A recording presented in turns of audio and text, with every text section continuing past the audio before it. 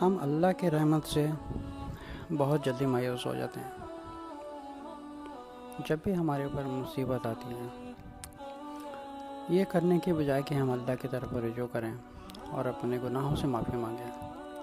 لیکن شیطان ہمارے دل میں اتنی مایوسی ڈال دیتا ہے کہ ہمارا دل آگے جانے کے بجائے جتنا پیچھے جاتا ہے اتنا ہی شیطان کو خوشی ملتی ہے۔ لیکن اگر سورۃ الاعراف کی آیت نمبر 16 سے 18 تک دیکھا جائے،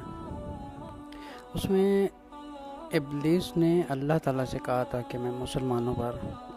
یا تمام انسانیت پر چاروں طرف سے حملہ کروں گا، دائیں طرف سے، بائیں طرف سے، آگے سے اور پیچھے سے، چاروں طرف سے حملہ کروں گا، یہاں تک کہ کسی کو نہیں چھوڑوں گا۔ اور یہ بھی شیطان نے کہا تھا کہ کچھ ایسے لوگ بچ جائیں گے جو شکر گزار ہوں گے۔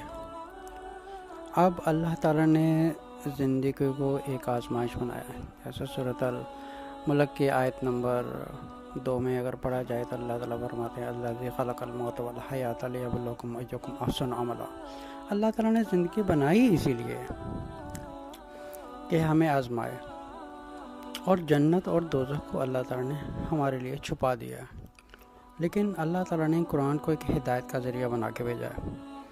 کہ جو اس ہدایت پر عمل کرے گا وہ فلاح پائے گا،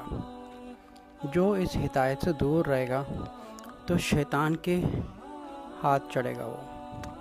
اور وہ اس کو اتنا گمراہ کرے گا۔ اور اپنے آپ کو بچانے کے لیے جو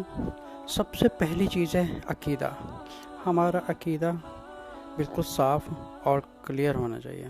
کہ ہم ایک اللہ کی ذات کی عبادت کرتے ہیں اور اسی پر ہم توکل کرتے ہیں۔ اب جتنے بھی حضرات بیٹھے ہیں، ہم میں سے یا مجھے ملا کر یا ہم سب لوگوں کو ملا کر ہم میں سے کوئی بھی ایسا نہیں ہے جو گنہگار نہیں ہے۔ فرق صرف اتنا ہے، ہم میں سے کچھ زیادہ گناہ گار ہیں اور کچھ کم گناہ گار ہیں۔ تو جتنا ہم اللہ کی طرف رجوع کرتے ہیں اتنا ہی ایک شیطان کی طاقت کم ہوتی ہے۔ اب جب شیطان نے یہ کہا تھا کہ میں چاروں طرف سے انسانوں پر حملہ کروں گا، تو اس کے بدلے میں ایک اللہ تعالیٰ نے ایک ایسا دروازہ ہمارے لیے کھول کے رکھا کہ اللہ تعالیٰ نے ہماری انسانیت کے لیے کتنی آسانی پیدا کر دی ہے کہ چاہے انسان کتنا بڑے سے بڑا گناہ کر دے، لیکن وہ صرف ایک دروازہ ہے، وہ ہے توبہ کا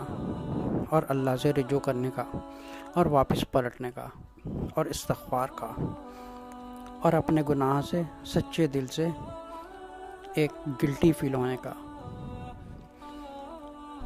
اگر سورۃ زمر کی آیت نمبر 53 میں پڑھا جائے تو اللہ تعالیٰ اپنے رسول صلی اللہ علیہ وسلم سے فرما رہے ہیں کہ جا کے ان لوگوں سے کہہ دو۔ اچھا، کن لوگوں سے کہہ رہے ہیں؟ دیکھو کتنا خوبصورتی سے اللہ تعالیٰ بیان کر رہے ہیں۔ اللہ تعالیٰ نے کل یا عبادی، اے میرے پیارے بندو، الذین اسرفوا علی انفسہم لا تقنطوا من رحمت اللہ ان اللہ یغفر الذنوب جميعا انہ هو الغفور الرحیم۔ کتنے خوبصورتی اللہ تعالیٰ فرما رہے ہیں۔ اللہ تعالیٰ ان لوگوں کو پکار رہے ہیں جو گناہوں میں ایک حد سے گزر، چاہے وہ شرابی ہو یا زانی ہو یا وہ سود کھانے والا ہو، کس حد تک اس نے، یہاں تک کہ کتنے سینکڑوں قتل بھی کیے ہوئے ہیں۔ اللہ تعالیٰ کتنے کریم ذات ہے ہماری ذات کے اوپر کہ ہم ایک سچے دل سے اگر توبہ کریں تو اللہ تعالیٰ غفور الرحیم ہے، معاف کرنے والے ہیں۔ اگر ہم اپنے کرموں کو دیکھیں، اگر اس بات پہ غور کیا جائے کہ اللہ تعالیٰ نے 7 دروازے جو ہیں وہ دوزخ کے رکھے ہیں، لیکن اللہ تعالیٰ کی ذات نے 8 دروازے جنت کے کیوں رکھے ہیں؟ اگر سمجھے کہ 7 گناہ اور 7 اچھے کرم مل جائے تو ہمارے جو لیول ہے ہمارے کرموں کے وہ برابر ہو جائے، لیکن اللہ تعالیٰ کی ذات کتنی غفور الرحیم ہے۔ اس نے ایک دروازہ ہماری ذات کے اوپر اتنا خوبصورت رکھا ہے، وہ دروازہ ہے اس کی رحمت کا۔ ہم اگر سچے دل سے اللہ تعالیٰ سے محبت کریں، اللہ تعالیٰ سے سچے دل سے محبت کریں تو اپنے گناہوں کی معافی مانگے۔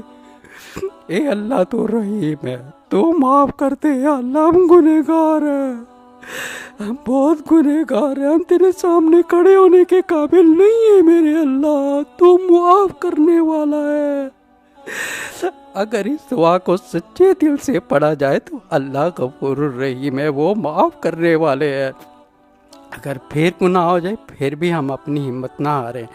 کیونکہ ایک دفعہ جب گناہ انسان کرتا ہے تو اللہ تعالیٰ تو شیطان اس کے دل میں ایک مایوسی ڈال دیتا ہے کہ آگے بڑھنے کی بجائے یہ پیچھے جائے، لیکن اللہ تعالیٰ کتنا غفور الرحیم ہے، وہ کہتے ہیں کہ اگر مرنے تک آخری سانس تک بھی دل میں نیت کر لے توبہ کی تو اللہ بہت غفور الرحیم ہے، معاف کرنے والا ہے۔ آئیے ہم سب مل کے اپنے گناہوں کی معافی مانگتے ہیں اللہ تعالیٰ سے،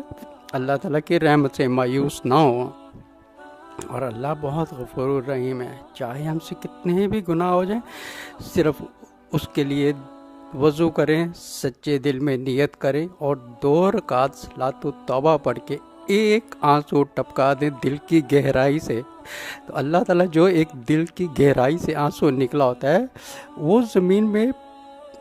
ایک لگنے سے پہلے ہی اللہ تعالیٰ اس کے سارے گناہوں کو بخش دیتے ہیں، پھر ہم اپنی نئی زندگی سے اپنی ایک نئی شروعات کر سکتے ہیں۔